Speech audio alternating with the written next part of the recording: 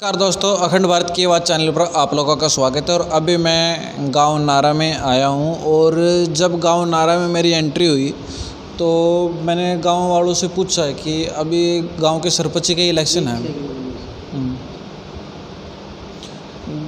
जब गांव में मैंने एंट्री की और मैंने गांव वालों से बात की, अभी आगे कुछ टाइम बाद जो गांव के इलेक्शन है सरपंच के, क्या माहौल है, तो एक नाम निकल के आया, महिपाल जी। तो अभी हम महिपाल जी के पास आ गए थे, तो अभी मैं आप लोगों को रूबरू कराता हूँ महिपाल सर से। सर नमस्कार। नमस्कार जी। सबसे पहले सर आपका हमारे चैनल पे स्वागत है। सर जैसे मुझे ना जब गांव में एंट्री मैंने आपको बताया कि आपका नाम निकल के आया, तो मैं सोचा एक बार आपसे मिल लूँ।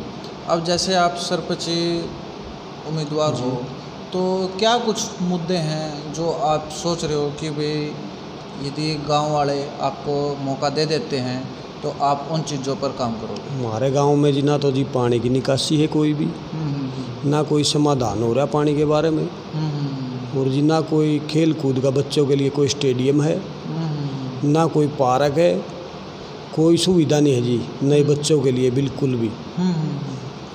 ना ही सरपंच ने कोई जगह दे रखी है खेलने कूदने की, भाई कोई भी जगह दी हो, कोई सुधार नहीं है जिस चीज़ के बारे में। अच्छा, एक चीज़ और, जैसे ये तो पूरे भारत में है समस्या, और जब भारत की बात आएगी तो हमारे गांव का भी नाम आएगा, आपके गांव का नाम आएगा। युवा बहुत ज़्यादा बेरोजगार होता जा रहा है, इसके बारे में क्या कुछ आपका कहना है? जी हमारे गांव में नशे की तरफ ज़्यादा बच्चे लगे हुए हैं, इनको कंट्रोल कोई बढ़िया हो आ गया तो खेल कूद की सुविधा दी जाए, स्टेडियम जैसी अपने उसमें खेलने का कोई कोच छोड़ दिया जाए, ताकि बच्चों को ठीक भविष्य में इनके सुधार आए, इनका वो करे, इनकी तरफ थोड़ा ध्यान दे। अच्छा, एक चीज़ और देखिए महिपाल जी, ये मैं शुरू से देखता रहा हूँ, बड़े इलेक्शन से ले लो छोटे इलेक्शन तक, कोई भी राजनीति वाला इंसान है इलेक्शन से पहले तो हाथ जोड़ता है और इलेक्शन के बाद हाथ जुड़वाता है। यदि वो जीत जाता है, इलेक्शन से पहले वो हर घर घर तक जाता है और इलेक्शन के बाद उसके घर पे सब आते हैं। इसके पीछे क्या कुछ कारण है? क्योंकि आप अभी इलेक्शन मतलब लड़ने वाले हो, उम्मीदवार हो, तो इसके बारे में आपकी क्या राय है? हमारी तो ये राय है जी, मैं तो 10 साल पहले से ही मेहनत कर रहा हूँ, सभी भाइयों का, गरीबों का, सभी का साथी हूँ, साथी रहूँगा। सरपंची तो चलो जी 5 साल की है, गांव में तो जितना भी परमात्मा ने टाइम दिया पूरा निकालना है। हाँ जी, बिल्कुल करना, ठीक है। सभी के साथ रहना है, मिलजुल के रहना है। हमारा किसी के साथ कोई विवाद, कोई झगड़ा किसी के साथ नहीं है, सबके साथ भाईचारा है बिल्कुल। 36 कौम हमारे से खुश है, संतुष्ट है हर तरीके से। हम भी उसके साथ संतुष्ट हैं हर तरीके से। किसी का जी हमारे लायक कोई भी काम है, किसी भी टाइम आ जाए तो हम भी मना नहीं करते उनको।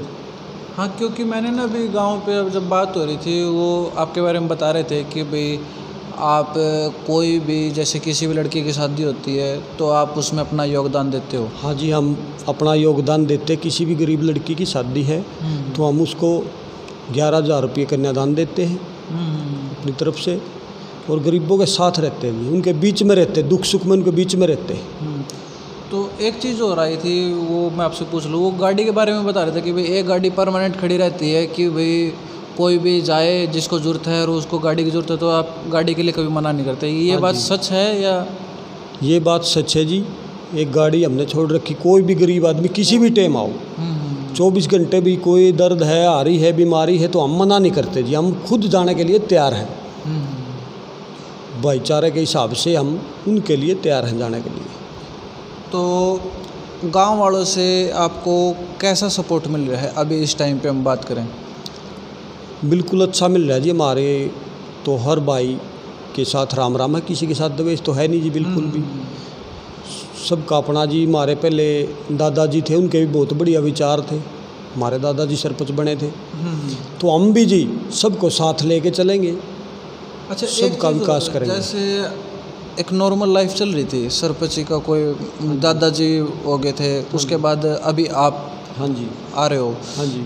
तो जब आपने इलेक्शन के लिए सोचा घर वालों ने क्या बोला है कि भाई लड़ो कि नहीं लड़ो, क्योंकि ना जब एक नॉर्मल लाइफ चल रही हो ना, हाँ जी, तब उबड़ खाबड़ वाली चीज़ें आदमी यही सोचता है कि इस चीज़ को इग्नोर करो और जिस तरीके से हमारी साधारण ज़िंदगी चल रही है उस तरीके से जियो।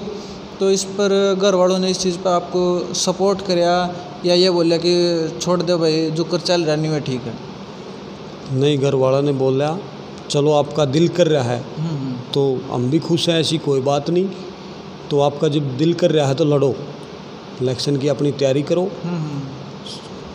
किसी का भी कोई भी काम है अच्छे तरीके से काम करो। अच्छा, एक मैंने काफ़ी इलेक्शनों में ये चीज़ देखता हूँ और आज तक देखता आया हूँ, कोई भी इलेक्शन है उसमें दारू तो सबसे पहले चलती है। ये मैं चीज़ें बहुत नोटिस करता हूँ इन चीज़ों को, तो इस पर आपका क्या क्या कहना है? ऐसा है जी, दारू से ना तो कोई वोट आती है ना कोई दारू तो वोट देता।